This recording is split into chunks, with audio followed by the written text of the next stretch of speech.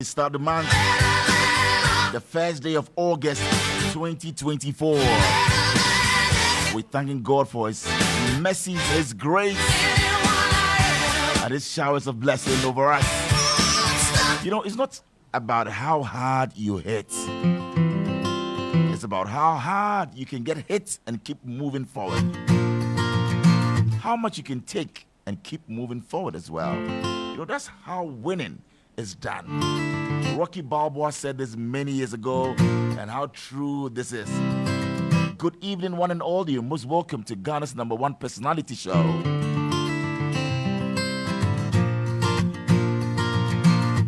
Well, we sit down with the personalities, we chit chats, we call it Starr Chat. Right here on Starr 103.5 FM, simply the best. My name is Bolare, and I welcome you. If you're listening to us and watching us on Facebook, good evening. We're also streaming live on Instagram. We're live on starfm.com.gh. Well, tonight, our guest is a renowned Ghanaian politician born on the 10th day of March 1962. That makes him a Pisces. And now I understand. In Chevi, in the Eastern region. He's a member of the National Democratic Congress, NDC, and he's held various significant positions throughout his political career. His career started when he was appointed DCE, or District Chief Executive, by His Excellency former President Jerry John Rawlings. That's between 1994 and 1996. He then participated in the 1996 general elections as parliamentary candidate for the Fantiakwa North constituency, the Eastern region of Ghana. He won this seat with a total of 21,284 of total valid votes cast that year. He retained his seat in the year 2000, yes, with a total of 15,487, making 49.7% of total valid votes cast. Contested again in 2004 and lost to Kojo Ejei Ado of the New Patriotic Party. Went ahead to contest again in 2008 and lost again to Kwabna Amankwa Esiama of the MPP. He became the Eastern Regional Minister from 2009 to 2011. He was a national organizer of the National Democratic Congress, a minister for local government and rural development in 2011. Come November 2018, he was elected national chairman of the NDC at the 9th Delegate Congress held at the Fantasy Dome here at the Trade Fair Center in Accra. His contenders, I quite remember, were Dan Abudakwi, Betty Mould Idrisu, Alhaji Hudu Yaya, and Danny Annan. Under the regime of former President John Dramani Mahama, my guest was appointed board chairman of Ghana Ports and Harbour Authority in 2013. He's been everywhere. Been there, done that. We'll talk about his educational background as well. But I know that he attended University of Education Winneba, Kumasi campus, pursued a sandwich program between 91 and 93. He also went to the University of Mines and Technology, UMAT in Takwa, where he has a degree in mechanical engineering. Also an alumnus of the USA Specialized Studies in Advanced Leadership. My guest last weekend was one of the 5 PhD graduates from GIMPA, with PhD degree in public administration, governance, and leadership, with a reputation for integrity and a strong work ethic. I'm glad to return on the show after my annual vacation, and who rests to sit in the seat? Dr. Samuel Ofosu Ampofo, former chairman of the NDC. Bra Sami Foto, welcome. How are you doing, sir? I'm good. I'm good. And you look it. God is keeping me. God is keeping you. Yes. But I think I need to do a few corrections. Please do. That is why you're here. As for CVs, if you don't do corrections. Please, for the records. I think somebody will ask then why PhD, because in between I did a master's degree in University of Birmingham, where I studied public administration and development. So you have a master's Yeah. in public administration and development from University of Birmingham. Fantastic. You did long distance or you were there? No, I did. It was a distance program. But a distance program. I had to go there 2 or 3 times before I completed. Okay. And also did an... You went for the graduation? Yes. And also did an executive master's degree at GIMPA. EMBA at GIMPA. Yes. So you have 2 master's degrees. Yes. And also 2 postgraduate degrees. 2 postgraduate degrees, Yes. 2 master's degrees. Yes. Okay. I did a postgraduate degree at the University of Rotterdam, Netherlands, Institute of Social Studies. Right. Yes, and I did a postgraduate degree there in local economic development. I can see that governance and leadership is your forte. We'll get into that, but we welcome you to Starr Chat, sir. Thank you. Thank you. The newest, the freshest, the latest doctor in town, Dr. Samuel Ofosu Ampofo. You're most welcome. We're live on Starr Chat and we're live in Accra here on Starr FM, also in Secondary Tech Ready on Empire 102.7 FM. If you're listening to us in Kumasi, you are listening to us on Ultimate 106.9 FM. And Starr Chat is brought to you by MTN. Everywhere you go, Haptel is everything to you. Bills Quick Microcredits. And also a big thank you to Def Traco Woodsland and Top Choco, Taste, Nutrition, Energy. My name is Bolare once again, and our guest is ready. But before we get into it and everything, I saw a video of you, I think at the UPSA, you were limping a bit, you had, a walking stick of a sort. Is everything well, Chairman? Well, everything is not well because for the past 1 year, I had a challenge and I was far away in the U.S. where I had to undergo multiple back surgeries, which left me bedridden for so many months. And by the grace of God, I can now walk. And I walk with some support. It's a gradual process, but I think that my healing is almost complete. And I thank God for that. We thank God indeed. So you had a surgery last year, late last year? Or? Yeah, that was around July last year. And I had another one also around February this year. How scary was it when you discovered that you had to go through such a procedure? Well, I had avoided it for a very long time. I've carried the back pain for a very long time. And I think the degeneration got to a point where surgery became inevitable. And so when my situation was explained to me, I had to muster courage and then go for it. And God being so good, I managed to pull through. There are several people who go and do this back surgery. They either become bedridden, they sit in wheelchairs, some don't even survive it. Wow. And so if God has taken me through it, I think all praise be to him. You serve a living God. Definitely. Indeed. How is life in opposition so far? Well, for me, it is not difficult. It's normal. Because I have been in and out. So I've been in, I've been out, I've been in, I've been out. I mean, it's like the university, in out. So I understand democracy. I understand the process that sometimes you may win, sometimes you may lose. And when you lose, just take it in your stride and then work hard to redeem yourself. So I believe that as a young person who contested election first in 1996 and came to Parliament, I won 2 times, I lost twice. I came into opposition. I served my party in opposition. I became the longest serving national organizer of the party. For 9 years, I was a national organizer of the party.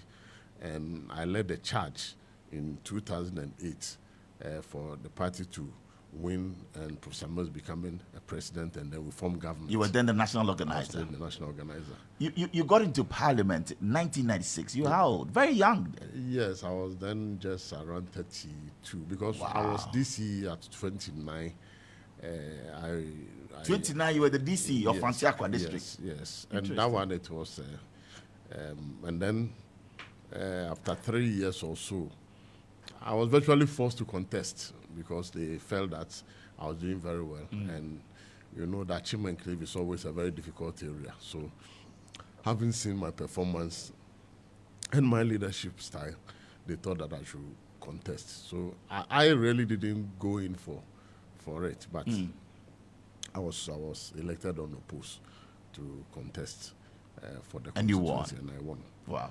And I won against Starwars. I mean, indeed, I won against Professor Dufeni, who was the head of history department. Once the head of history department at the University of Ghana. So it was really a David and Goliath affair. But God being so good, I managed to win against him. You know. Is it true that opposition or being in opposition is hell? And some politicians, we've heard them say that in the past, that it's a difficult, place to be. Well, I've never been to hell before, so I don't know. I don't intend going to hell. So. We all know it's a difficult place, at least from what we hear. And we know that, yes, it's really very challenging to be in opposition, especially with our system of politics here, which is winner takes all. And if you have a winner takes all situation, then of course, when you're in opposition, it becomes very challenging. If you have a system where you have a hybrid, for instance, you go to Nigeria, you go to the federal states, where you can lose the presidency, but you can win some states, and you can be in charge of some assemblies, and so on and so forth. Then you have a situation. I remember I went to India for the Congress Party, the Indian Congress Party conference and biannual conference. And when I went there and we went into a meeting, and the finance minister for one of the states, the Punjab state, was from the Congress Party, which is in opposition, but they had won that state. So the finance minister for a very big, I think that's one of the big agricultural states there. And the man came and you could see that, look, even though the guys were in opposition, they were really big. And they were controlling the purse in those very, prosperous, states and so on and so forth. But when you come to our situation here, it's like when you lose an election, you lose everything. Do you find that challenging, and you feel that maybe there should be a review, or we should also go for the hybrid? Have you ever contemplated on that? I think that as our democracy grows, we should get to a point where the winner takes all. We'll have to take a second look at it. Unfortunately, when NDC was in power, various non-governmental organizations and then the think tanks and others, religious bodies and others, were all speaking against winner takes all. At the moment NDC goes into opposition, everybody is quite not talking about winner takes all again, being inimical to the socio-political development of our country. I believe that we need to take a second look at it. Perhaps we could be looking at first from the local level and the district assembly elections, where there were suggestions that we could put up the position of district chief executive, for instance, as an elected position where people will not be elected on partisan basis, but we can maintain the non-partisan posture of the assembly. But then people who think that they have what it takes could come and contest, despite whatever position or political position that you are coming. Do you feel that, and that is one debate that's been running, many feel that, well, let's politicize it, because we definitely know that parties are behind candidates who go for such positions at the assembly level. Is this something that you also... Yeah. I seriously opposed it, and I was one of the leading members who led the non-partisan posture of this assembly elections, and then forced the president to withdraw from the referendum, because I've been a product of the assembly system, and I can assure you that what is keeping this country now is our non-partisan assembly level. Really? Yes. Look at the way... If we politicize the assembly... Look at the way the country politics is polarized. Yeah. at the national level, at our legislature. The only strand of our political, which is holding the country together, is a non-partisan assembly. Well, when you get to the assembly and the common fund comes and they are debating it, they don't decide to send toilet to a place because the MPP or NDC, but they don't want to build a market because the people they voted against or voted for. So it has held the country together. And the moment you attempt to politicize the local assembly and the disassembly level, what is going to happen is that if you are not careful, a market will be built and the market will be seen as MPP market. And people will not go there because it's an MPP market. A toilet will be built and people will say that this is an MPP toilet, so if you're an NDC person, don't come near it. That is dangerous. Yes, and it will get to that because... You think gradually we are getting there? If we politicize the district assembly election and make it partisan, that is where we are going to get to. Because today, even at our legislature, at parliament level, you see how polarized it is. Coming together to agree on issues, on policies are very difficult. And I mean, we just thank God that this semblance of a hung parliament has indeed perhaps helped in one way or the other, to bring some checks and balances in the system. So I personally do not think that we should hurriedly politicize the local governance. Okay. It will not be good for our country. Wow, great thoughts and great insights there. Do you miss being the chairman of the NDC? Well, I have served NDC for virtually half of my existence. Do you miss being the chairman? The party that you love. Do you miss it, Ofosu Ampofo? I'm still a very leading member of the party, and I continue to play a very dominant Do you role miss your tenure or time as chairman of the NDC? Well, yes or no. I mean, whether yes will be yes will be because politics is my passion, and NDC is in my blood. So, getting the opportunity to serve the party at that highest level was always an honor. And I always feel proud that when I was given that opportunity, the record is there to show. And so I am a very fulfilled person. The only thing I couldn't do was to ensure that the party forms government. Do you regret that? And sometimes in your own moments and times, you think about that, right?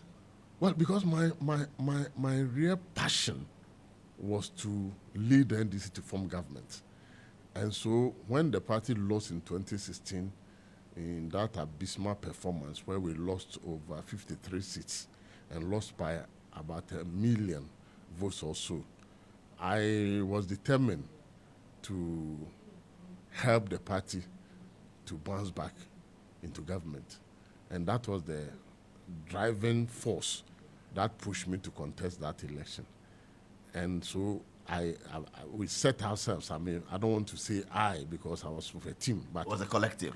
But I was leading the charge. And so I believe that what we put in place, the hard work that was put in, the effort that was put in, the strength that we showed, the strategies that we deployed, of course, should have seen us winning that election. And sometimes I keep on saying that deep down my heart, I don't think we lost that election.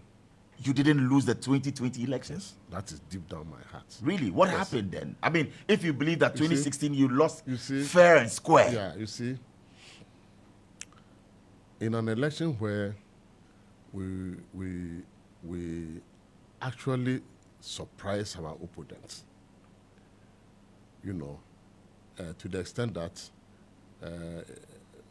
we almost came into a hung parliament.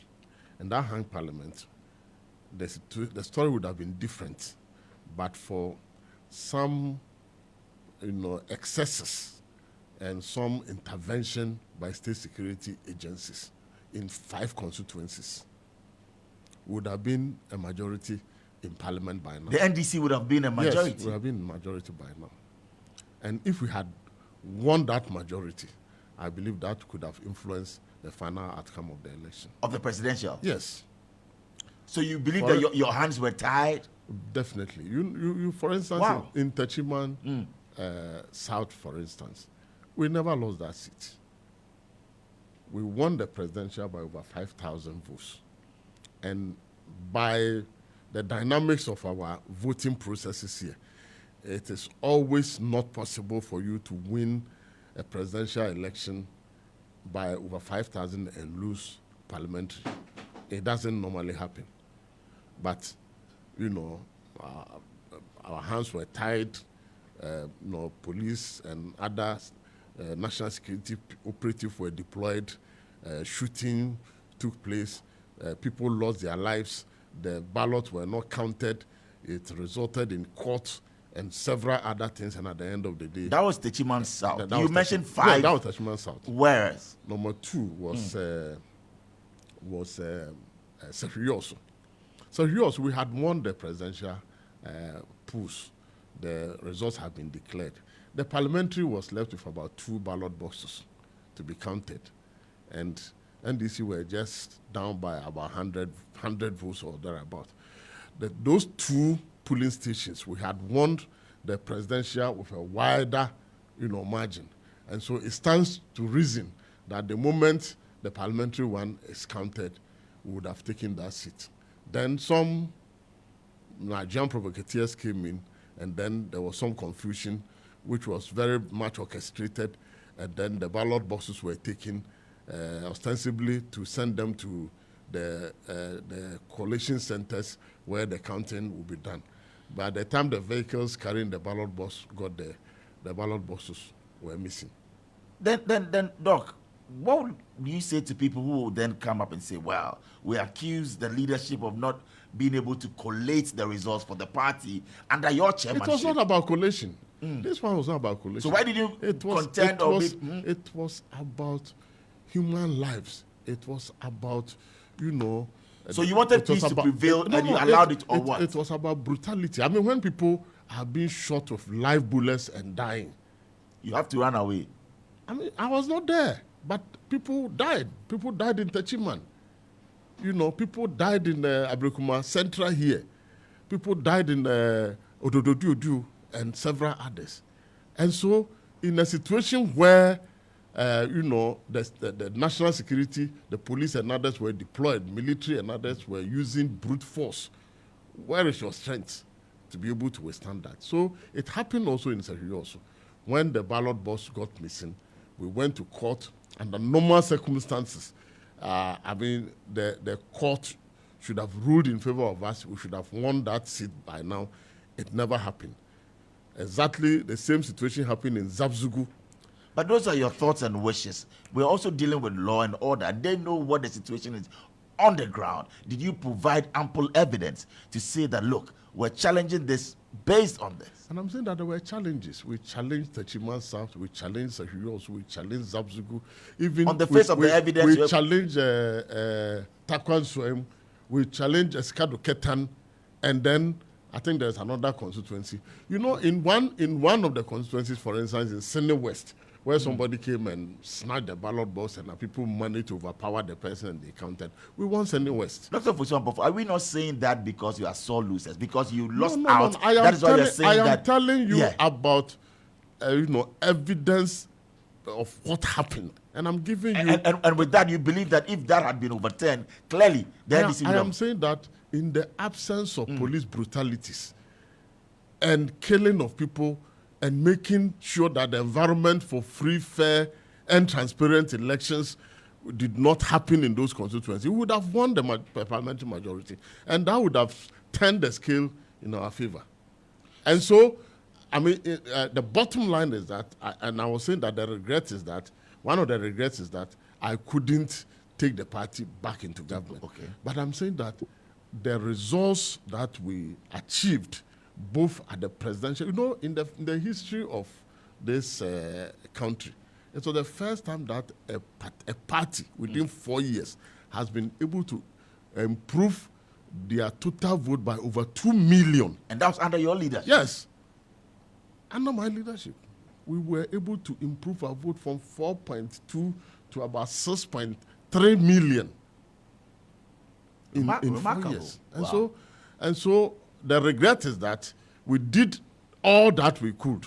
Unfortunately, we had to even go to the courts because we were not satisfied with the outcome of the declaration of that result by the Electoral Commission, what will you which say? For the first time declared the results about 5 times. And as I sit here now, I don't know which of the results in 2020 can be said to be the final results of that because the Electoral Commission declared results.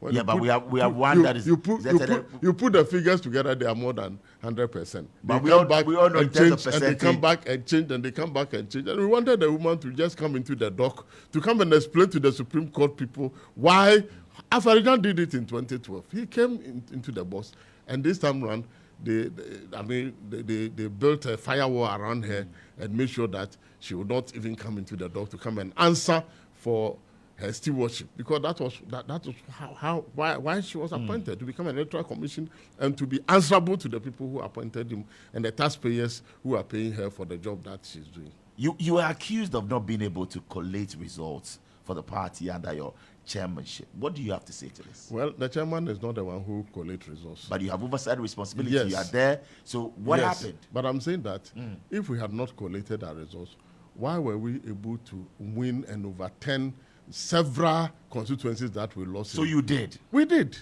That is why we won. We won virtually all the seats that we had a deficit of about how many seats? We lost about 53 seats in 2016. And in 2020 elections, we had a hung parliament, 137. So if you did not collate your results, how do you win the elections? We won all those elections because we collated the results. We collected, and then we are saying that there was a challenge with the tabulation of the results, the outcome of the final result by the Electoral Commission, and that is why we went to court.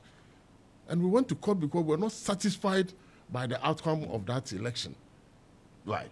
Peter Nana is here, and you can send in your messages 053-518-3317 or 055-288-0216. Dr. Ofosu Ampofo, Samuel Ofosu Ampofo, is our guest here. Former chairman of the NDC is right here with us, and keep the messages coming in also on Facebook. But Peter Nana is here. He says, "Good evening, Bolare. As always, a great show. Starr Chat. Chairman Dr. Ofosu Ampofo is very knowledgeable and full of great wisdom. It's always a delight listening to him while I'm logged in." Well, thank you very much. KD Jr. says, "Politics is my passion, NDC is in my blood, and is deeply acknowledged. But I want him to break down the 24-hour economy policy for us." What inspired this policy, Chairman? Well, it is very simple. You see, any nation that sleeps becomes a poor country. Any nation that sleeps becomes a poor country. And so for all these years that we are not practicing the 24-hour economy, we are sleeping as a country. We are poor because we sleep. We work 8 hours and we sleep. The whole night everybody is sleeping. And when you sleep as a nation, you become a poor country. You didn't know that in 1992? You didn't know that in 2008 that we are a sleeping nation because we are not, practicing 24-hour economy? That is why society is progressive. And so you move from one level dynamic to another level. And another level and another level. So you've done an analysis. The more your economy is growing, the more you are expanding your economy, the more you have enough power in excess to be able to generate more industries and employment. The more you expand, you don't have to sleep because look, in the whole world, America doesn't sleep, UK doesn't sleep, Germany doesn't sleep, China doesn't sleep, India doesn't sleep. Africa, we are sleeping. That's why Africa is poor. Do we have the needed infrastructure to support this system or idea? Yes. Are we not putting the cart before the horse? No, not at all. Tell us about the 24-hour economy policy. I'll give you 3 examples of companies in Ghana. Casapreco, Coca-Cola, and Nestle. They all operate 24 hours. And so at least there is some example for us to look at. I used to work at Tema Oil Refinery when I was a student. I think I did my internship there. I did some practical attachment there and so on. And so when Tema Oil Refinery was functioning, it operated 24 hours. So the bus takes some people in the morning, some closes in the afternoon, others go in the evening, the night some other people come in. And so oil production was always going on. And then, because production, the demand for oil or petroleum products is almost inelastic. It's always there. So you have it. You go to Nestle operates 24 hours. You go to Coca-Cola, they operate 24 hours. You go to Casapreco, they operate 24 hours. When you operate 24-hour, 3-shift system, what happens is that you are able to generate more employment, you are able to increase productivity, and you are able to expand your production base. And so, for instance, in this country, you go to the port, and I was a board chairman at the port there.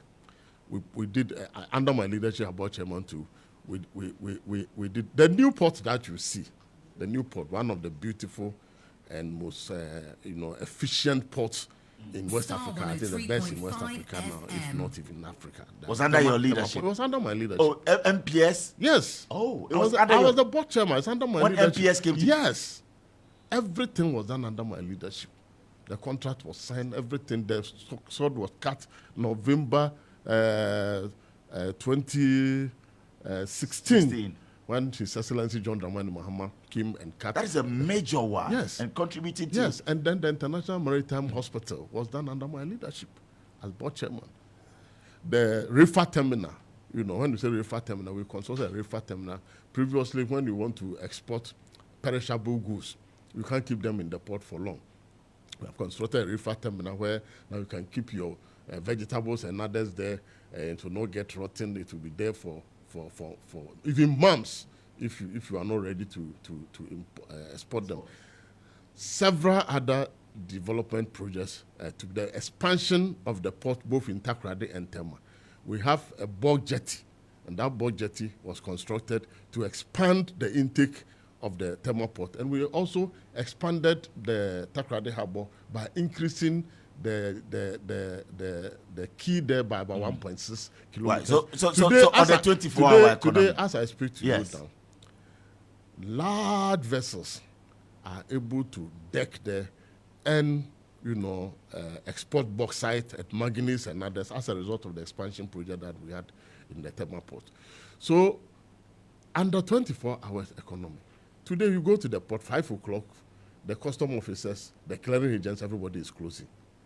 And people will carry your files and put them in their armpit and go and sleep and come the next day holding it. If we decide to operate 24-hour, 3-shift system, the port will not sleep. The port will work 24 hours. We will be able to triple the intake of custom officers, all the other allied agencies that are working at the port there. And then also, that one of the critical services that the port provides is also logistics and transport. So once the port is operating 24 hours, drivers, haulage, those who are packing things, all of them, you have to triple the number. And so by 24 hours, you are increasing the number of people who are operating the port by 3. And an NDC government will kickstart this. Will kickstart it. It's going to work. It is going to work. And several other areas. And then again, His Excellency John Dramani Mahama has said that even though 3-shift system is being operated in some establishment, there is no deliberate government policy to create the enabling environment for them to operate. So, for instance, if you decide to operate a 24-hour system, His Excellency John Dramani Mahama says that we are going to give you some relief in terms of tariffs. So they are designing the meters that will be used to calculate the tariff when we are doing 24 hours, so that it will be an incentive. And several other tax incentives and others will be brought in. So a deliberate policy is being put in place. Again, those who are looking for jobs in the security subsector of the economy. By the time you kickstart 24 hours, you are providing 24-hour security. So even if it's a private security company, it will have to triple its intake. But don't we have that now? The police, they are working 24 hours. In many organizations, you have private security there 24 hours. In pharmacies, we have a semblance of that? We are talking about the productive sector of the economy, where factories close. Where factories close 5 o'clock, and they are another gone. batch. Okay. And nobody comes in until the next day. So this time round, by 5 o'clock, the second shift are going, the night shift are coming. Then at dawn, another shift is going. So drivers who will even be employed to carry the workers to and fro, you have to increase them. So you see, it has a multifaceted benefit that people will benefit from. Again, you know that we have the African Free Trade AFCT, yeah. So what do we do as Africans? For instance, look at the cocoa that we are producing. We are exporting raw cocoa beans to Europe, Asia, and some other places. You want us to add value? We have to add value. So you do more factories. Look, if Ghana and Cote d'Ivoire decide to supply Africa continent with Milo and cocoa derivatives alone, and we add value to it, and Africa says that because we have now a continental free trade, so we are trading among ourselves, so we are not even sending the raw beans. Do you know the number of cocoa factories that we have to establish in this country, and the employment that it can generate for the unemployed youth in this country? So I believe that, let us look, a journey of 1,000 kilometers begins with a step. I believe in the vision of His Excellency John Dramani Mahama. I've worked with him. And I can assure you that this is a man who knows where he's taking this country to. He's very focused. He knows the direction that he's not a submission person. No. John Mahama is not submission. John Mahama is so nashe. And the who say, in fact, one of the biggest mistakes that Ghanaians made, and I don't want to blame Ghanaians, I mean, because as for choice, you can't blame people for, even if it's a bad choice. But if I look back, hindsight, I keep on saying that if John Mahama had been allowed to continue for another 4 years, this country would have turned around by now. Look at the health sector. The health sector should be able to operate 24 hours. I was hospitalized in the US, and the hospital that I was, my ward was close to their helipad.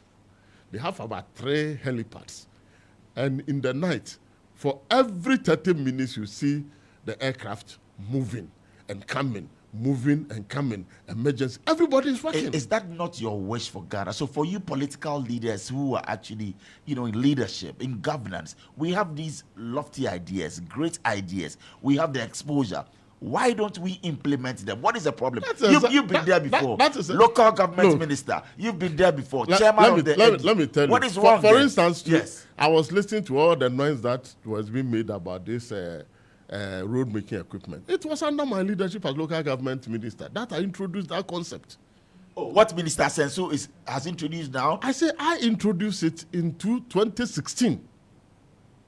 We imported. Do you have a short code for people to text and say that we'll fix your roads for you? It's not a matter of short. You see, some of these things, they are just, you are going to use short code to ask people to fix roads. Does it work that way? I mean, this. But the world is digital now. Because we are going to an election, somebody gets up and says that you use short code. You think it's an election promise? You open the short code and then go the next day and solve the problem. You see, governance is a very serious business. And so people must not trivialize it. You cannot tell me that, look, to go and work on roads, you need to do proper inventory. You need to put in place, inspection team that will go and come and give you the quantities, what is supposed to be done, where covers are supposed to be constructed, where drains are supposed to be constructed, where laterals are supposed to be there, and all sorts of things ought to be done. So you cannot tell me that you are bringing in some equipment, and when somebody sends a short code, the next day the road. But they do assessment. It is not practical. They are saying that there's a short code. You can call 030 700 701. They will come there and fix it for you. This is a government that came into power of deception. They are ruling with deception. They've launched this, and they will lose by deception. Really? Yes, they will lose by deception because it is not possible. It is not possible. You see, one of the challenges is that even when the equipment that we bought them in 2016, and we lost the election in 2016 and left. The equipment was sent to the districts and regions. Where are those equipment? They ended up selling the equipment to themselves. The NPP has sold Yes, those equipment have been sold. Are you saying this on authority? I am saying it on authority because go and check the graders and the F-moving equipment and others. Where are they? You see, at the end of the day, you go to an assembly and the district chief executive... I went to an assembly. I went to the Upper East to campaign when I was looking for chairmanship. And I met somebody, and the person was telling me that, look, even putting fuel in vehicles for the assembly, revenue mobilization vans and DCs and others to go, they don't even have money to buy fuel. Really? Yes. But they just launched the district road improvement program yesterday. Let me tell you one thing. With you see, one of the challenges that I have from the current, in my time, the equipment that we bought, central government paid for it. We took a loan from the German government, and I went to Hanover in Germany to go and inspect the equipment. You didn't resume Lion? No, we didn't do it with Zoom Lion. And the local government needed to work with private partners? No, and it was there was a... Was it a PPP? No, there was the company had a representative who were to be here to follow up on maintenance of the equipment and so on. But it was a solely central government project. You paid for it? Yes, the central government, because I went to Parliament, and the loan agreement was about 30 million euro facility that was approved by Parliament for those equipment. But you see, I just want to be practical in this matter. You know, if you are not careful, what is happening under this government is re-centralization and not decentralization. One of the challenges that we have of our decentralization policy was fiscal decentralization, because we were able to do political decentralization, we were able to do administrative decentralization. What was left was fiscal decentralization because the center was not ready to release their hold on resources. You know that when people are controlling resources, they find it very difficult to release their hold on it.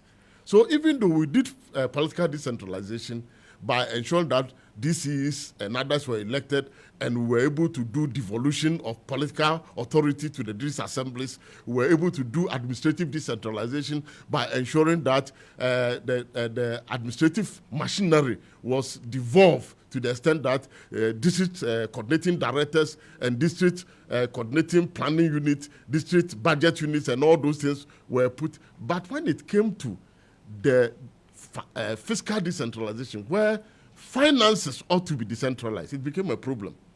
Because we had a centralized payroll system, and people didn't want to release their hold on centralized payroll system and decentralize it so that people at the district will also control. Look, if somebody is controlling the payroll here, and all the district finance officers had to submit their returns from the district to the center, and somebody is coming from Zabzugu and brings a smoke at the end of every month, and somebody is coming from Tatale, Sanguli, and comes with a goat, and somebody is coming from somewhere.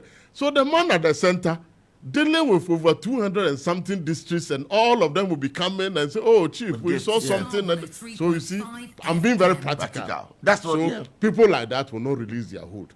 So under my leadership and under the leadership of His Excellency, Professor Mills, and then John Dramani Mahama, we decided to do fiscal decentralization by creating the fiscal decentralization unit at the Ministry of Finance.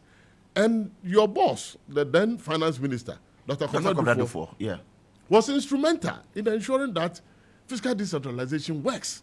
And so we started with what we call the district composite budget, where district assemblies were now developing their own composite budget so that their budget will be decoupled from the central government.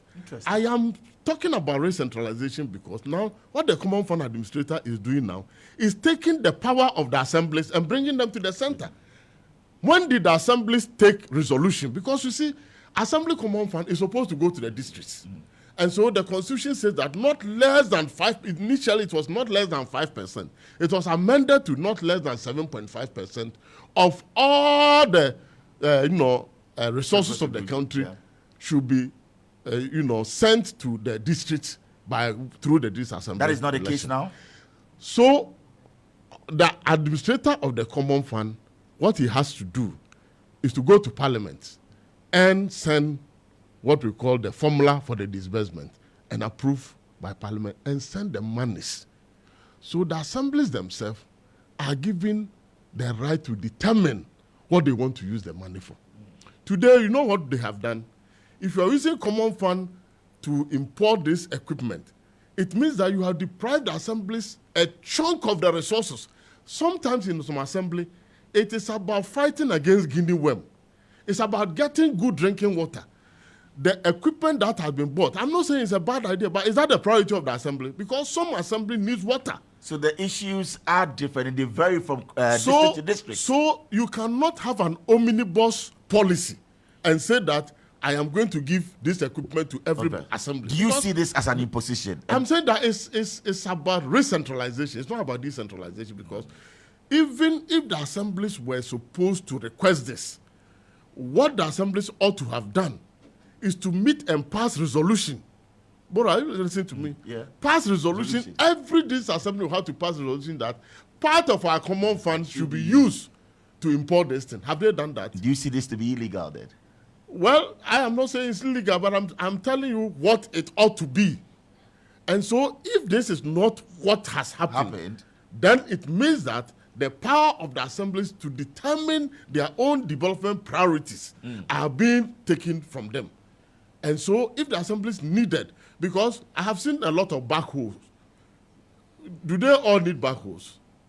I've seen rollers. Do they all need rollers?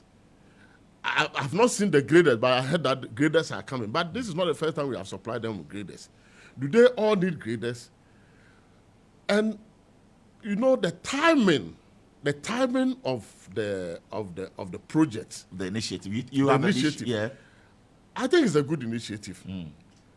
But I also heard, for instance, that the Works Department of the Assembly and the Department of Federal Roads has been decentralized. Yeah. So they are now part of the Assembly. They are not even among the committee that has been established to oversee the implementation of the program. And so I want to look at the policy itself, how it has been crafted. And if we are not careful, I am not a prophet of doom.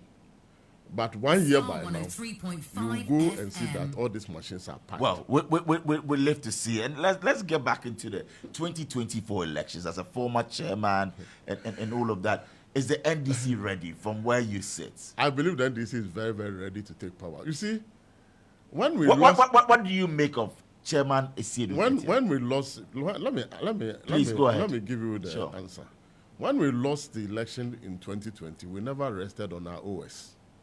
Immediately after the Supreme Court ruling, we set ourselves to reorganize the party.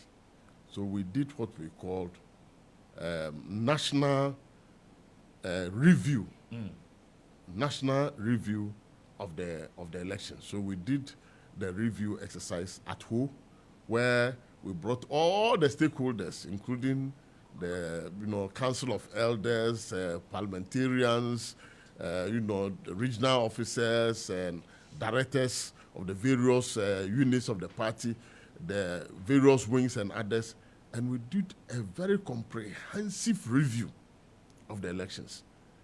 Beyond that, we then went into the regions, and in all the 16 regions, we also did a comprehensive review where the various constituencies came and reported what happened, what went wrong. And so we did all those reviews. It is based on the recommendations from that national review exercise, which went into the regions and others, that the party started its reorganization. So back to the question.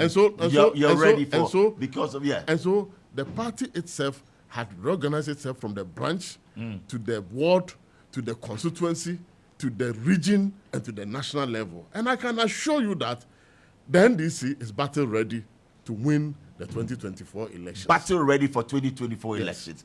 Again, as a immediate past chairman, what do you make of Chairman Esidu Nketiah's chairmanship, holding the mantle well? Well, I I don't think that I am in a position to make any assessments. Oh, but you are the former chairman. You are the same party. I believe that Dr. Ofosu Ampofo. You cannot say whether. No. I believe that we've worked together as a team. He was my general secretary. We work together. So all the things that I'm talking about, we work in concert. He's the chairman. We Is work he doing no, well? I'm saying that we work. It should be easy for you to. We work in concert. Yes. To get to where we are. Correct. We handed over to a new executive, headed by the new chairman, and I can assure you that they are continuing from the on the trajectory that we end. So they are doing very, very well. So Chairman Esiedun Ketia and his team are doing very well. Okay. And I believe that the kind of work that they are doing, and so the work that is being done, they are not doing it in isolation. There are several factors. You know, when you look at the party, we had the parliamentary group, we had the former ministers, we had the former ambassadors, we have the cadres, we have, so there are several, units of the party that comes together to work. And I believe that everyone is doing very well. Everyone is doing very well. And do you regret, and we have this one coming in from Okuno, and Okuno wants to know, is that chairman shouldn't have contested General Secretary Esiedun Ketia at the time. Bola asked him why he did that. Oh, well, I think that it was in my right to contest. In your right? I contested. I've never regretted contesting. No regrets contesting him? I've never regretted contesting. There were many who have never commented on the this, outcome. That's why you're here. I've never commented on the outcome. You wrote to the National Council about the grievances. I have never Is it true? Yes, I did. Oh, you did? I have never commented on the outcome of the election. I want us to remain focused and work together as a team. Are you bitter about the outcome of the election, Chairman? It is just like a relay. Are you bitter about the outcome? No, I am not bitter at all. Have you heard me complaining? No, but you wrote to the National Council. No, I wanted certain things to be on record. Were they cleared? And they are on records. Were they cleared? I'm saying they are on record. So that is the end of it. That is the end of it. Look, what we did and what we have done is just like a relay. Okay. I led the team. And then at the relay end, we have handed over to another team. The team is moving. And all what we ought to do is to support them to succeed. Then you should have left it at that and not write to the National Council. No. I'm saying that, if you believe that it is a relay. Yes. And then fair and square, you should have let it go. Why do we do postmortem when people die? Certainly to find out the outcome of the cause of death. So is it wrong? But you wrote to them and I'm saying that is it wrong? You have certain grievances. No, I'm asking, is it wrong? Certainly not. So that it will even, direct the family that look, if this is a contagious disease, this tomorrow, don't let us repeat it again. Okay. So whatever is there is to guide us for the future. Yes. So that if certain things were not done right, we try to right them, and so that as we move forward, we try to perfect the system. No system is perfect. And so I'm not a bitter person. I am one person who have contested the election, and ever since I lost, has not commented on it. And I came in after almost a year outside from my medical treatment. When I came in, I plunged myself immediately to work. And that is the spirit. Everybody ought to work. When I came in, I was holding a walking stick, but I still was moving from registration centers, encouraging people to come and register. You are fully on board. I am on board. Nobody ought to tell me to be on board. Because the party has made me who I am today. NDC party has made me who I am today. Today, I have garnered a lot of experience. I have also learned on the job, both practically and theoretically. Both theory and practice I have learned. Even on my sick bed in the US, I studied a course. I studied a course at the University of Virginia for political campaign management course. It's a postgraduate course. It's a full course, and it's a virtual, it's a Zoom course. I did it over a 5 months period. I did it, and I've come with ideas. While on your sick bed? Yes, I've come on with ideas, and those ideas, I'm sharing it. Very soon, constituencies that need my support to come and train them. I'm a trainer. I have been training at the party school and I teach political campaign strategy. When I had not even gone to do a professional course in that. Today, I can say that I'm one of the only certified professional political campaign management practitioners who have been certified. And so, with those knowledge, I have to put it at the disposal. I did it because I want to put it at the disposal of the party. Right, and you love the party. We have some 3 minutes to hit 8. We're going for a break. I love the NDC. You love the NDC. I love the NDC, and I continue to love the NDC. We'll come back. NDC, yes. We say always for development, always for the people. And that's the NDC. That is the NDC. Always for development, always for the people. Wow. So the people were there, and also I remember the decision by this government to prosecute you over the leaked audio tape. How did he hamper your work as chairman of the NDC then? Well, it didn't deter me at all, because I'll tell you, I had some very, very difficult and bitter experiences to share. Really? Yes, because in about 4 different occasions, I have to travel from Serioso in the night all the way to Accra to attend to court. And after the court sitting, I was in my car going to the field. One time, I had to travel from Techiman. One time, I had to travel from Tamale. And so, those are the challenges. But it did not deter me at all. Wow. I've been going to court. I was even in court yesterday. I've been to court over 75 times. 75 times? Yes, over 75 times. And you're not deterred? And still counting. I'm not deterred. I've not even shown any sign of fatigue. Because... Have you finally been able to put a finger on who leaked the audio? Well, that one it's not something that concerns me, you know. But because you know? I personally feel that at the end of the day, right. I'll be vindicated. You'll be vindicated. Yes. Wow. Now, whoever knows me know that even in the heat of troubles, I'm the one who calls for calm. Wow. I have never been violent, and I have never involved myself in any... You know, that is why I was so passionate about the theme for my thesis, which was on political vigilantism and democratic governance in the Ghana's Fourth Republic, because I want us to address the issue of political violence. It's not good. I can see that you are passionate about very, very passionate the politics right here in Ghana. When we come back, we'll talk some more of that, talk about 2024, and also talk about you growing up and what you've done and your interest, your hobbies and all of that. But a big thank you to MTN for supporting us as well. And to Def Traco, we say a very big thank you. Let me tell you about Bill's Microcredits. For 15 years, Quick Credit has been your trusted partner in micro-lending, empowering lives and making dreams a reality. You know, today, we are excited to announce a new age. Quick Credit is now Bill's Microcredit, still committed to serving Ghanaians and changing lives. Bill's, financing your needs. And did you know that MTN Momo now has an app? Yes, MTN Momo has a brand new app specially designed to make your Momo experience easier, convenient, and faster. Just download the Momo app on Play Store or App Store on your smartphone and look out for the blue and yellow icon. It's that simple. It's only from MTN. Just Momo everywhere you go. Well, we're going for a break. When we come back, we'll be telling you about Top Choco as well as the new force, Save Ghana Fund. My name is Bolare, right here on Star Chat. We'll be right back. It's Bolare. Bringing you the true definition of contemporary radio.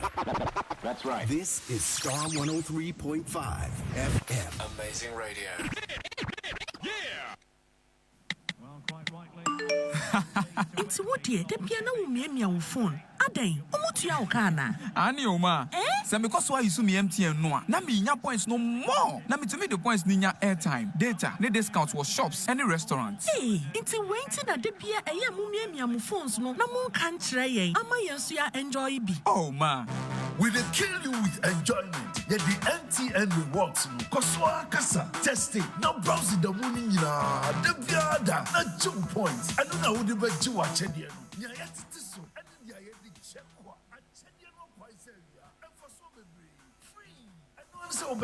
Star 550 hash. Now what your reward? Sisia, Joe Yanko, everywhere you go. What's in your MTN so?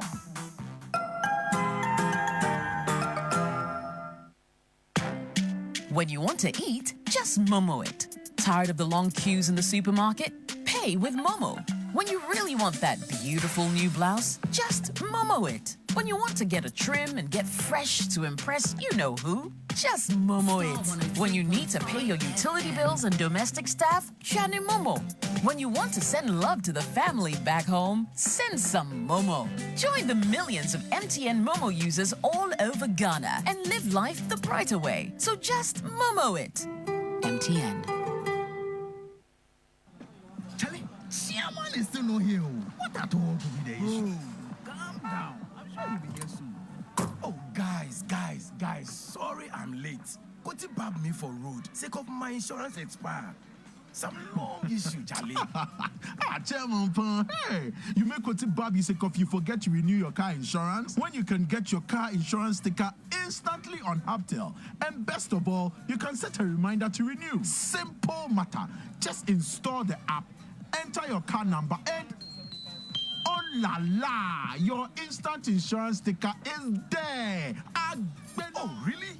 Make I do am now before I forget. But Edemu, Charlie, see. Edemu, insurance sticker need demu one time. I can even renew it every month. Wow. Charlie, as for this one, today, as usual, the sitting is on me. Visit hubtel.com/app to download your Hubtel app and set a reminder to renew your car insurance today. Hubtel is everything you. Everyone is running to Bills. Enjoy the peace of mind that comes with acquiring any of our loan facilities. For whoever you are and whatever you're doing, Bills has a product for you. No susu, no deposits. All you need is your Ghana card. Call 0302-200-390 or 0596-928-33 today and live a bill-free life. Bills Microcredit is licensed by the Bank of Ghana. Bills, financing your needs. Terms and conditions apply.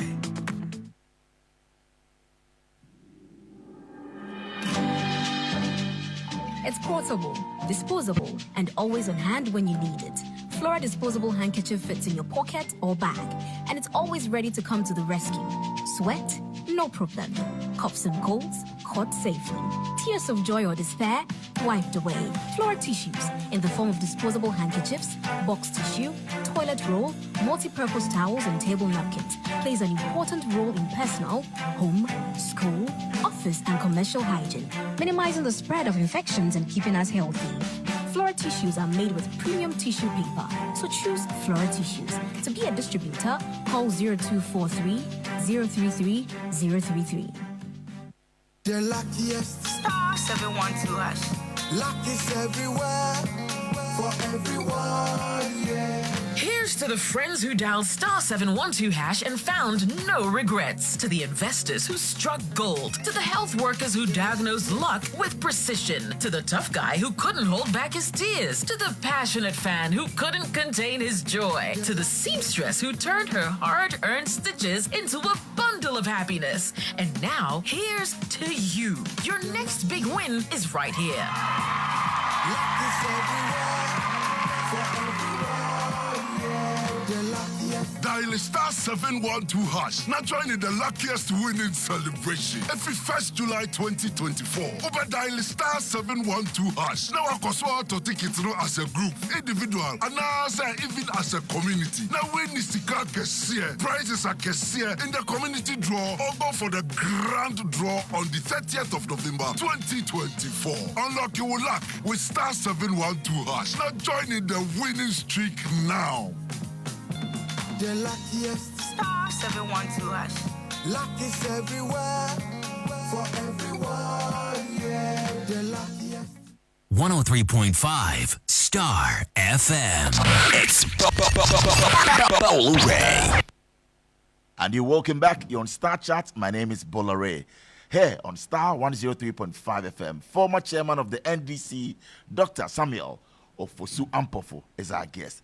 And I must say, earlier you mentioned that, so in Ghana, you're the only one. Well, so far, I think that for this course, yes, when I checked, I think with a degree in political, master's degree or postgraduate degree in political campaign management. Yeah, it's a professional certificate. Wow.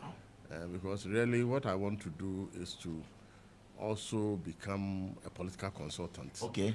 because after 32 years of doing politics non-stop, you need to be lecturing in the university. I need to impart knowledge. I love that. And so I'm establishing a library very soon. It's almost ready. Fantastic. And very soon I'll open it up. And I want to do a lot more training and impart knowledge and then build young politicians and encourage them. And you know, what I'm going to build is also to look at the moral and ethical aspect of it. Because some of us have survived because of the strict discipline that, you know, the Rollins era, you know what we the young ones went through.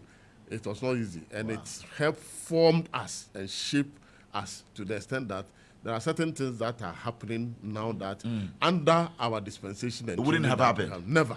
You want to build a nation of strong men and women who are morally upright and ethically on point. Yes. That's a legacy. That's very important to me. I mean, that's very, very important to me. In all that I do, that's very important. When you listen to our airwaves, of course, now, back then you used to be on Peace FM as a regular analyst, and your name was what? Brad Sami Photo. Are you a photographer as well? Or that one was part of my life. You know, it came at a point. We'll talk about you know, growing up and all of. Where were you born? I was born in Chibi. You said it. Yes, but I'm not an Achim Mafia. so as an NDC member who's from Chibi, how is life like? Because you have family, and we know that a lot of you will drift towards the NDC. No, you know. My life, really, all my life, I live in the Achim area. You know, I schooled. My father is from a village known as Sikem. I mean, it's just Chibi. It's like from Abuakwa State College. It's a walking distance from Abuakwa State College. Then Sikem is there. That's where my father comes from. But so I schooled in Asmankesi. I schooled in Akwetia, and so I taught in Kukrentumi. They are all Achim towns. And I became DC in Begro. So these are, you know, big Achim towns. And so that is, you know, where I started from. I studied and so on and so forth. So it's always very difficult, you know, in those areas when you decide to go to NDC. Because it's me sure when you say, Ochinipa and our party. But you know, my passion and the one who inspired me into politics is J.J. Rollins. Oh, your inspiration I mean, is J.J. Rollins. Yes, okay. Yes. So right from 1979 revolution, I took interest in the revolution. And right to 1981 and thereabout, I was a member of student task force. I was, the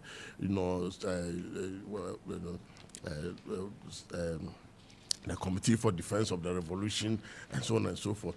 I believed in, you know, sacrificing for the community.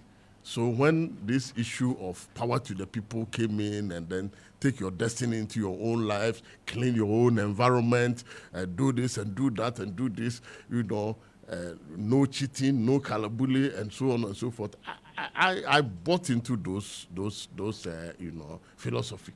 And so I always remember the Feast of Defiance. J.J. Rollins, the Feast of Defiance, trying to change things. Will you say Jerry John Rollins is the greatest president that Ghana has ever had or produced? Well, somebody has gone to say something and has landed him with trouble. So what is your own conviction and opinion? Who is the greatest president? Well, I think he's for me, he's one of the greatest charismatic leaders that. Who is the greatest president? I say somebody has. I say J.J. Rollins. Yes. Has been the greatest charismatic leader of our times. Okay.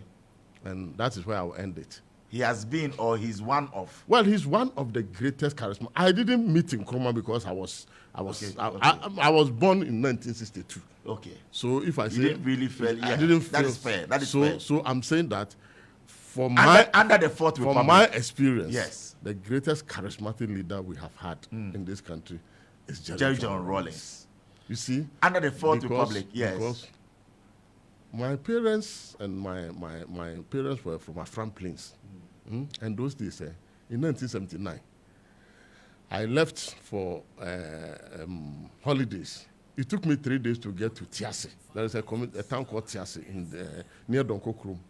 It took me 3 days because from Koko to Kwawu amount from where we cross the Afram River. See, the road was so bad that it can take you 3 days. 3 days. When a vehicle gets spoiled on the road, all of you have to sleep until that vehicle is repaired and it is taken off the road before you go. So when I was going there, I spent about 3 days in going there. The road was bad, the place was... And Jerry Rawlings came in and said that, look, Afram Plains will be the food basket of the country. Around that time, there's a community called Mame Krobo. It was just about 5 hamlets there. Today, they have a senior high school, they have a sprawling market. It is a big community. Thanks to Jerry Rawlings. Jerry Rawlings decided that there must be equity in the sharing of the national cake. And for that matter, decided that the people in Afram Plains deserve electricity. And so electricity was extended to Afram Plains via using marine cables. They use marine cables to pass the light under the Afram River, across it to Fori, and then Dumasua to Tiase, and then to Donkokrum. And then established the Donkokrum Agricultural Secondary School, and so on and so forth. So sometimes it hurts me so much that a university was supposed to be established in Donkokrum. And Nana Akufo-Addo and his government decided to take that university and establish it in Bunsu. I thought that if they had gone there, because an agricultural secondary school had been established there, the place is open up, and if you establish a university of agriculture, sciences and others there, it was going to open the place up, the food basket of the nation, and things were going to change, the lifestyle of the people were going to change forever. And so Jerry Rawlings decided to do that, extend electricity to the place, ensure that the place became a food basket. And today, as we speak to you now, the place is well developed. And so this is a man who was thinking about the ordinary people, who was thinking about bridging the gap between the haves and the have-nots. That is why, for you, it will always be Jerry Rawlings. Yes. Right, because of the impact. Yes. Let's talk about growing up in the school, because we just have about some 15 minutes. Let's get to meet you. Secondary school was where, please? Actually, I attended Akwetia Technical Institute. Akwetia Technical Institute. So I'm a pure technical person. Ooh. So how I managed to move into social sciences, and today I have a PhD in public administration, leadership, and governance. But I mean, interestingly, over the weekend when I had my graduation and I was having some small get together, guess what? My elementary school classmates were there. I was senior prefect at elementary school. My assistant prefect was there to support me. I was senior prefect at the Akwetia Technical Institute. My assistant prefect and Daniel prefect were with me the other time there. I have been SRC president at Accra Polytechnic. Oh. You know. Born a leader. And I was JCR Deputy General Secretary at the UMAT University. By then we called it School of Mines. Mines, right. And so, I've been in the forefront of leadership. Right. How was life back then at Kuma? Was it Accra Polytechnic or Kumasi Polytechnic? Oh, Accra Polytechnic. What I remember very well is our popular Zulu group. You know the Zulu. Oh, so I am a Zulu. I'm the spirit of Zulu. Really? Yes, I'm so a Zulu man. You know how to actually get people into morale. You know what?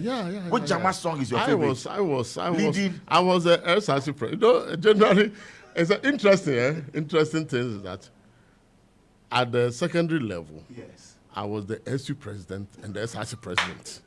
Oh, but at Accra Poly, two opposites: SU president and SRC president. Accra Poly, I was Pensa president, and at the same time SRC president. Wow! So and you belong to Zulu. And I belong to Zulu. But Zulu, you guys used to sing some profane songs and all of that. But that is why I'm saying that. And you're a Pentecost man. That is why I'm saying that I am. They used to call me Christian Burger. Rare breed. You belong to the Church of Pentecost. At School of Mines, yes. I was called Kubensu. Oh, that's your nickname, Kubensu. No, Kubensu was just part of it, because when we are going to play and the Jama and others, and people were taking other sources of things to charge them up, I take Kubensu and I'm charged. You take Kubensu and that's I'm it? Charged. Coconut water. What was your nickname back at Accra Polytechnic? In fact, as for the nicknames, I don't want to. No, just two of them. The nicknames were what? Yes, the nicknames were Accra. If you open Accra Poly, I was their president, so I was Prezo. Prezo. So that one, I was executive president. Okay. And then, but there is a name that when you open, they will tell you. No, tell us. We want it to come from you. What name was that? Yes. I was Senior Chuku. Senior Chuku. Yes. Why you were chuking people over? The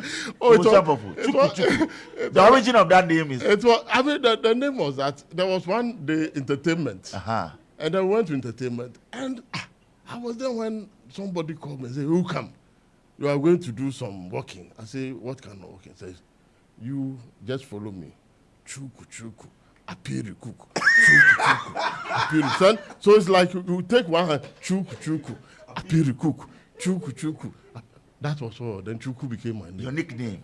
Wow. Then at the end of the day, Senior Chuku. So I don't choke anybody. You don't choke anybody. Some senior decided to give me Chuku. This one, and it's stuck. This name has been in the bag for over many 40 years. something. Today years you now. release it on Starr Chat. This one they have released it.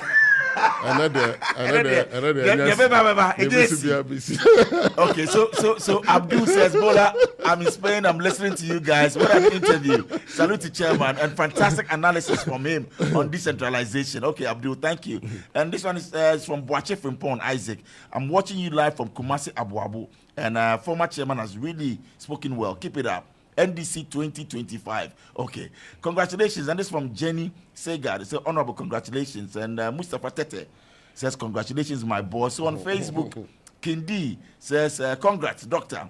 And, okay, so lots of messages coming in from a lot of people as well. So Zulu group, you belong, so you know some of the songs, not the, profane song, but which one used to charge you up? No, I was giving them morale because I was their president. So as for the singing, I don't want to go into it because as an elder, I can't come here. Elder. Sam, you can't sing those songs. But you used to sing them. Oh, I was giving them morale. I mean, recently I heard that Zulu has been disbanded. And I think that maybe I will have to lead a demonstration. You lead a demonstration at Accra Poly to bring Zulu back. Because Zulu was the spirit of because those used to be Zulu for Accra Polytechnic. We had the Vandals. Zulu was the spirit of Ghana. Zulu was the spirit of Apoli. And then I mean, if you are Zulu Zulu. Yeah. Zulu na Omega. Zulu na Omega. So Zulu was the spirit. Yes. It was the moving spirit. Like Commonwealth, you go to Cats and you go to Mensaball and meet here. So when I heard that Zulu has been disbanded. I'm serving a notice. Oh, you are serving a notice to the school authorities. All the Zulu kings. Please. You lead a demonstration. We will have to lead. We have to restore Zulu. The spirit of Zulu. You had a girlfriend back then at Accra Poly? No, I was SU president. Oh, but SU president. No, but you maybe. So you didn't marry that girlfriend that you were dating back then. I was Spencer president. You didn't have a girlfriend? No. Were you a virgin? Oh no. But chairman, you didn't have a girlfriend. How come? I was a fallen angel. Oh, really? No, I tried. I mean, I was brought up under strict Pentecostal. The soul was willing. I was brought up under strict Pentecostal discipline. So this boyfriend, it's something that was not part of me. I mean, you can't be SRC president, and you can't be SU president and then be engaged in, immoral activity. So, but you had fallen. As for that one, I am just saying that, but because you said, were you a virgin? Yes. And if you are not a virgin, then it means you are a fallen angel. And I wasn't a virgin. Oh, you were okay. You were. So at what time did the person that you started or you dated first, is that the person you're married to? Certainly not. Certainly not. I like the emphasis. Certainly not. Yeah, because I need to be honest. Very honest. Elder, tell us what happened. Is she still around? Is she still around? Who? I can see you are sweating. You are an AC. Just take it easy, chairman. The first lady. Oh, no.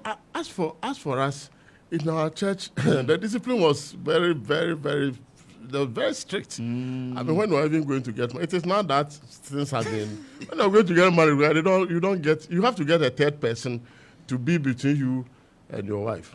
Third person how? To do what? If you want to communicate to your wife, somebody will have to go. Oh, that was your will-be wife. And that was the discipline in Pentecost. Oh, you want that back? How can the third person be the one I know that I like to appreciate? I'm saying that is what we went through. That's what you've been married. It was just like going to entertainment at St. Rose's. That's right. And then the sisters are there, and they have a ruler to ensure that the distance between the men and the women, they keep that ruler and then that distance there. So that is how Pentecost treated us. And it has helped. It has helped me. I mean, in my life, it has brought a lot of discipline in me, because things that ordinary you won't do it. You don't look left and right and say that nobody is watching me, because we always see that you are serving a living God. Your God is watching you. And so I've been able to live that kind of very disciplined life. And you see, I've been through a lot of positions. Right.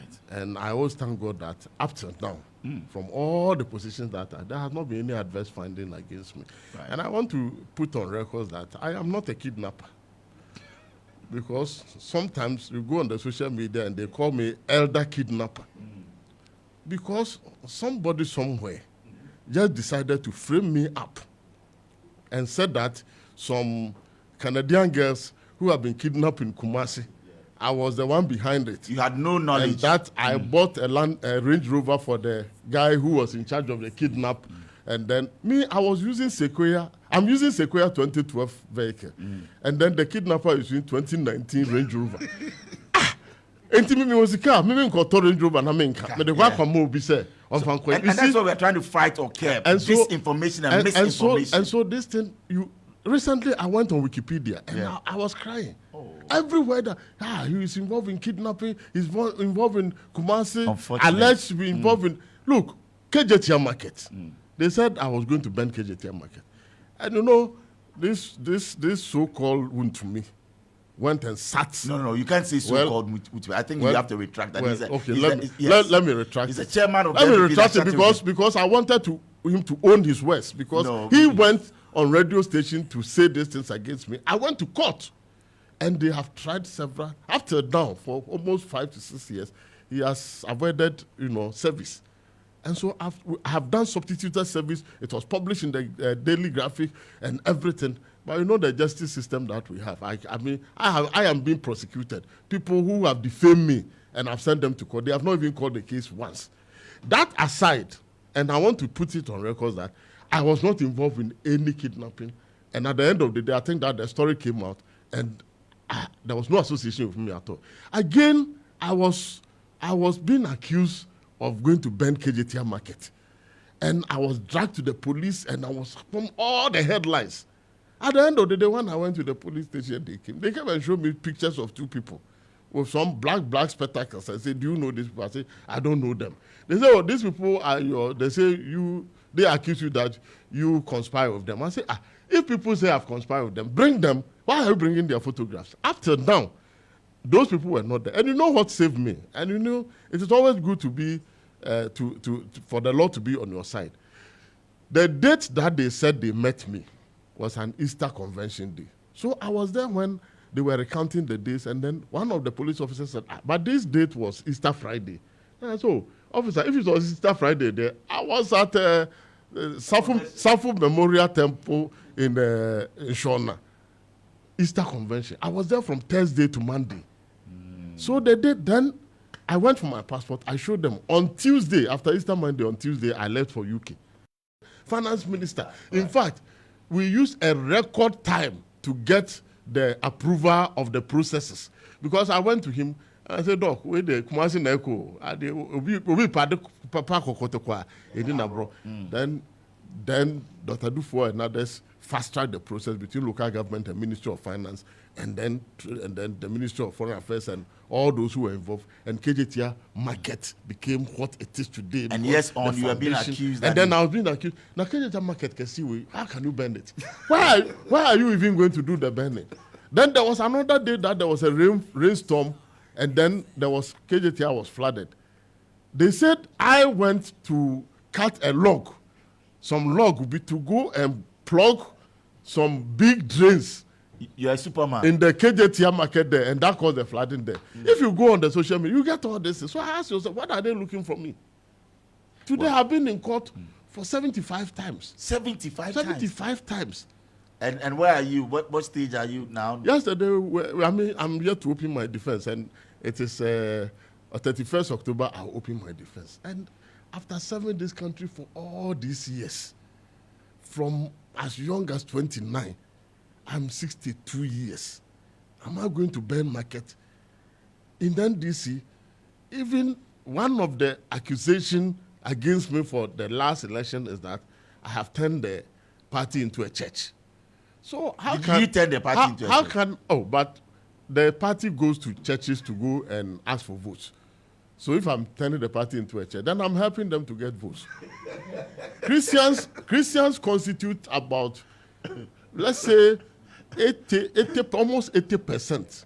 So your opponent accused that you turn NDC. So if Christians are in the majority, and I'm a leader and they say I'm turning the party into church, I thought that it was a positive compliment, which people should have. But it went against you. Well, in politics, anything can happen. Wow. And you know, that's why I say there are some emotions attached to these elections. Okay. In the first place, I lost my mother around that time. I was in a state of mourning, and my mother had not been buried. And then we had to go into these elections, and my state of mind and others was such that I didn't want to be combative. And by my nature, I'm not a very combative person. So even though a lot of propaganda was thrown at me, I mean, how can me, a Chebi-born person who has suffered in the hands of MPP, in 2004, I was nearly lynched in my own constituency because I'm supporting NDC. My vehicle was destroyed. They punched the 4 tires, and my vehicle came, I couldn't move. I have to go under military escort in my own constituency to go and vote in 2004. The violence that has been portrayed. My farm was burnt completely in 2001 when we lost the election.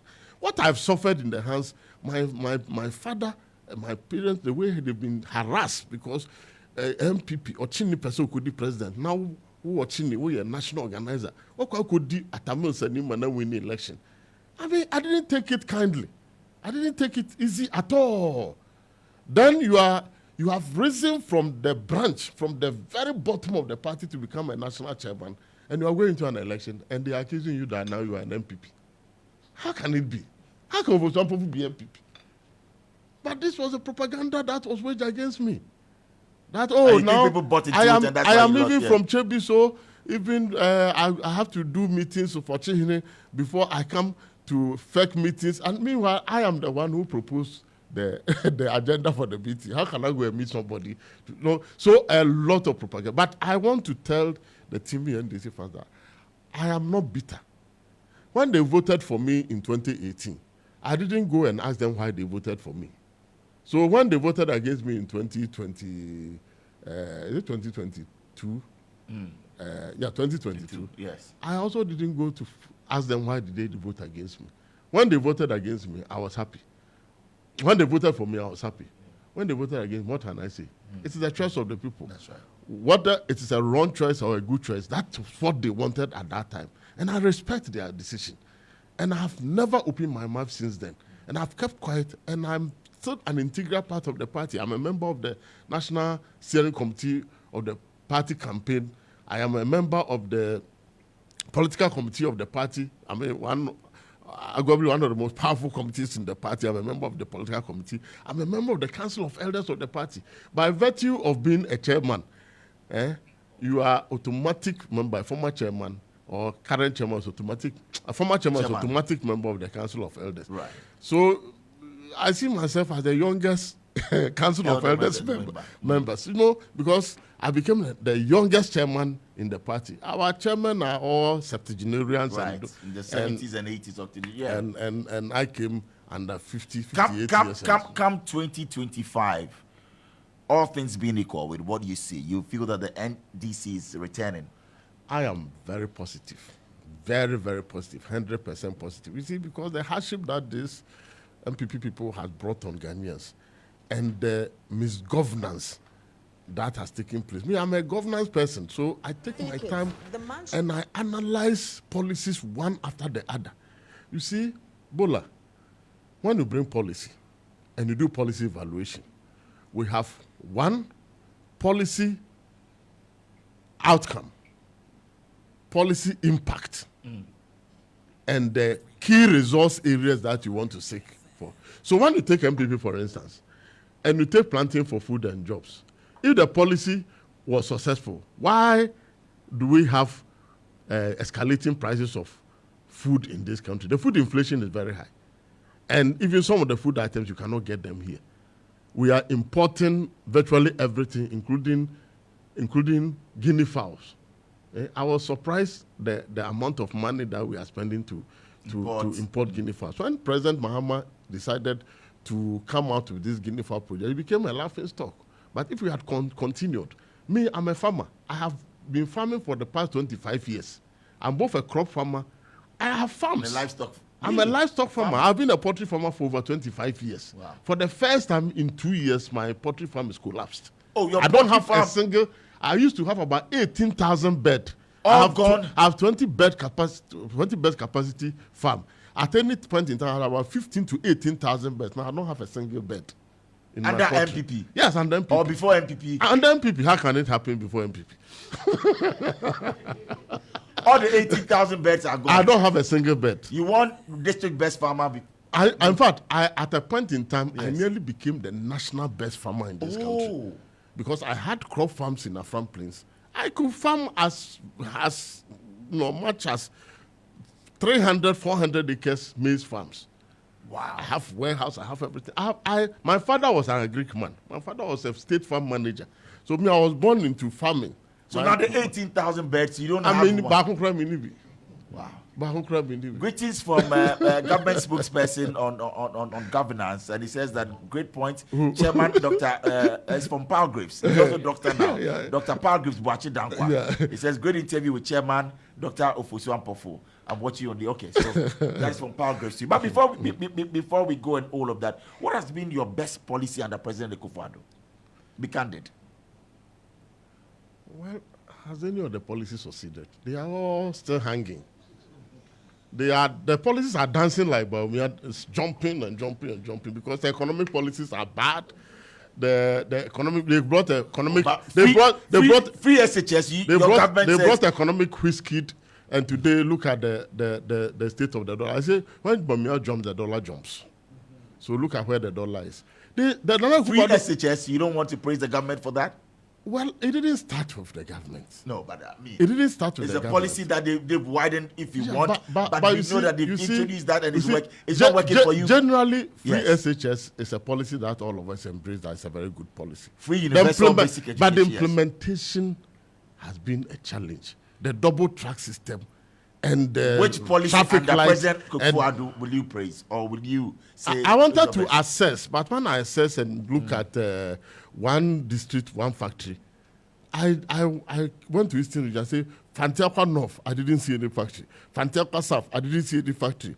Abuakwa South, I didn't see any factory. Abuakwa North, I didn't see any factory. New Japan South, I didn't see any factory. I'm just talking about my region. Suhum, I didn't see any factory. So how do I grade it? Then you come to one village, one dam. And then I went to the north. You know that by virtue of the work that I did as local government minister and as national organizer for 9 years and as national chairman and vice chairman, you didn't know that I was also a national vice chairman. I have taught every nook and cranny of this country. And so I've been eager to find out, look out for the dams where they are and what they are doing. But they are up north. I didn't see it. I went somewhere and they are playing football where a dam has been constructed. So you are asking me to do an assessment. I don't know which of the policies I should assess now. So I look at planting for food and jobs. It's a failure. I look at the economic policies. They have failed. I look at employment. Unemployment is about 14% plus. And so I ask myself, which of the policies should I look at JSS and senior high school and you meet the children and they don't know whether, you ask them, what is the academic calendar? They don't know. Why are you going to school? They don't know where. We're wrapping up now. I know you love music as well. And what kind of music do you love to listen to? No, I always like praises. Oh, praises. Like Christian music. Okay, gospel music. Gospel music. Who's your favorite gospel musician? As for me, Elder Doctor Kwesi Miriku. Kwesi Miriku, okay. Elder Miriku. Yeah. Okay. It's my childhood friend. I mean, we've been together for a very long time, for over 40 years now. Wow. We are more than a family. And he inspires me a lot. His music touches the very core of me. And then every part my of DJ Mono is looking for that. So if you get me a Dameku song, then you have killed me. Wow. It's an icing on the cake. Wow. Yes. Your biggest fear in life will be what? Oh, I fear heights. Oh, heights. Wow. I'm height phobia. It's not time. I fear heights, but I really like Afman PC, and then everybody knows that Afman PC, and then Garden X with Kobe. If you don't add plantain Kobe, and then if you don't add Kobe, you are in trouble. Oh, really? If you don't add Kobe, you are in trouble. That's your favorite dish. All of a sudden, they say Kobe sauce, has graduated to become tilapia, but. But that's it for you, Kobe. Any day, anytime. Any day, anytime. Wow. And you know, I was very troubled of late. Why? When they said I shouldn't eat more salt. And I say, ask for this Kobe dear. And the media. It's not time for our mystery question. That's what Doctor, yes, please choose one. Yes, and read it out for us. I'm not really. Yes. Yes, kindly read it out for us. After all is said and done, what would you want to be remembered for? That's right. Well, in politics, I want to be remembered for as the politician who was a unifier. And so when I became a chairman of the party, and we went to Congress, and President Mahama beat the other contestants, in less than 1 week, I visited each and every one of them in their houses and spoke with them and managed to convince them. And by the 5th day, all the other 6 aspirants were at the party headquarters, pledging allegiance to work with President Mahama. Chairman Papa. And that picture, yes, which was taken together of all of them, and you see, by that very action that I took, today Professor Joshua Alabi has become a campaign manager before and now, and several of them, and Honorable, Right Honorable ASK Bagben was part of the team. And today he's the Speaker of Parliament. And several of the leaders have played a role. I want to be remembered as the party chairman who came and unified, as the party chairman who believed in strategy and who is strategic and want to use strategy to win the election. Okay, so the last mystery question for us, and you read it out. Who is your best performing minister under the current government? That's right. Under the current government, who's your best performing minister? That would be who? You have friends in there. Don't tell me that. Yes. Top of mind. It will take me some time to. Oh, you come on! So you can't scan across and see who's your best. If it was, how do you know? I would say pass it on. Chairman Ofosu Ampofo, thank you very much. You're welcome. It's been a wonderful evening. Thank you. And thanks so much for accepting our invitation to be here. We wish you the very best. Best of health. And you know what? We wish you the very best in everything. Thank you very much, Bola. I know you've had a great time here. Yes. Sorry I was a bit pushy, but I have to do my job, sir. Well, I hope you're okay, sir. I'm okay. I've been in this job for... Senior Chuku. Oh, you didn't tell us about Brad Sami Photo. Why did you used to be a photographer? I used to be a photographer. I mean, whilst I was schooling, I was somebody who was self-reliant, and I was always wanted to, not to rely on other people. So I've done all sorts of things. I've been a shoemaker before. I've been a shoe shine boy before. Okay. Oh, as a man can say, whilst I was schooling, one interesting thing, I was senior prefect. As a man can say, Anum early middle school. Then 6 March is coming. And then I will announce that me shoe shine boy into man and they'll come and land their shoes and I will shine. The hustle is real. And at the end of the 6 March, I'm rich. My pocket is full. The shoe shine boy. It doesn't take me out. It doesn't take the senior prefect out of me. So I was shoe shine boy. I was a photographer. Inspiration. There are several other people in the Bokwa State College who know me because I was a college photographer, and I was taking them pictures there. The Shushan boy who became the party chairman. Thank you very much for coming, sir. Thank you very much. Thank you, Doc. Dr. Samuel Ofosu Ampofo has been a guest right here on Star Chat. A big thank you to the team. You guys are just wonderful. Thank you to Dami, to Erica, to DJ Mono, to Frank, Jeff, of course, to my executive producer. Thank you, Nanaya Sapong, Reverend. All the best. My name is Kwabena Anoche DC Bolore. God bless all of us. Have a wonderful evening. We're out. Bolore.